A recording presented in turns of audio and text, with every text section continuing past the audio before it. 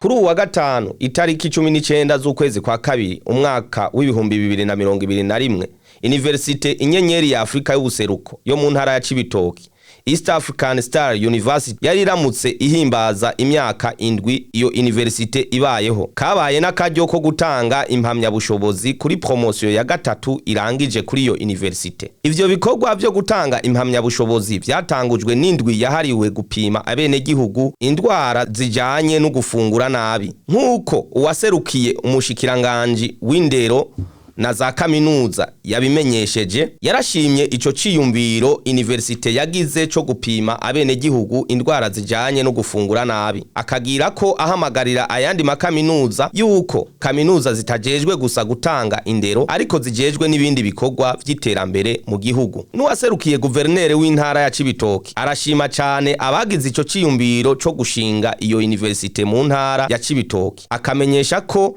iyo universite yaje hageze kuko abene gihugu biyo ntara ibafasha ku rugero rwo hejuru ndetse n'abanyamahanga baturuka mu gihugu kibanyi ca Kongo. Abanyeshure barangije muri iyo promotion ya gatatu bashoboye kuganirira na JCTV nabo nyene barashoboye kugaragaza umunezero bafise. Amazina yanje banyita Cimpaye Marie Louise, nahisemo kwiga nkoze ko kwiga ntibihera bwa mbere kandi kenshi turagira complexe abarundi kazi.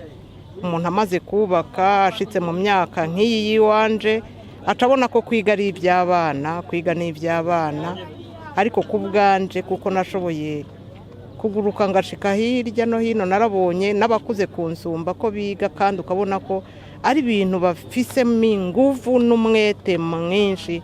Nca numva rero nanje kuko hari ijambo bakunda gukoresha ngo kwiga ntibihera, mu gihe bamwe bavuga ngo kwiga ni iby'abana, nanje naciye mfata iyo mvugo yo kuvuga ko kwiga bidahera. Ndashima iyi kaminuza yacu East Africa Star University yiyumviriye kuzana iyi kaminuza mu ntara yacu ya Cibitoki.